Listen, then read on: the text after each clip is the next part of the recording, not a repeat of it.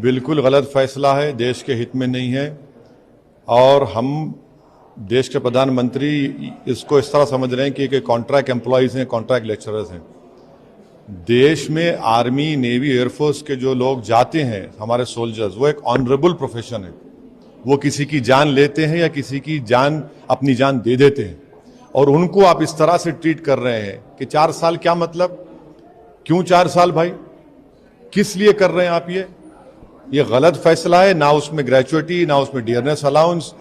आप प्रधानमंत्री बड़ा वादा किए थे 2014 में कि 1 रैंक 1 पेंशन, यहाँ तो यहाँ रैंक है ना यहाँ पे पेंशन है, और 1 लाख से ज्यादा वैकेंसीज हैं हमारे सिपाहियों की।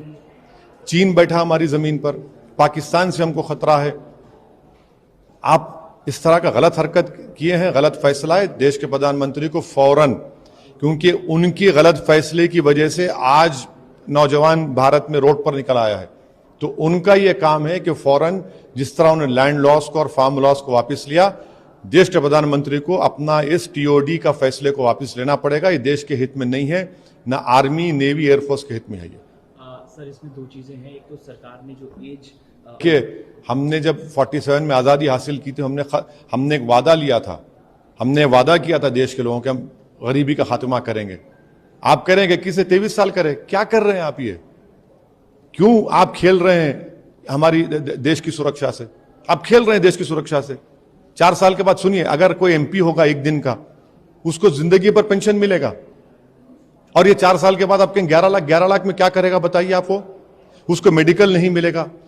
अरे भाई, आर्मी, हमारी देश के जो सिपाही हैं, वो एक ऑनरेबल प्रोफेशन है, वो कोई मवाली नहीं है, खुदा ना खास्ता। एक ऑनरेबल प्रोफेशन को आप इस तरह ट्रीट कर रहे हैं।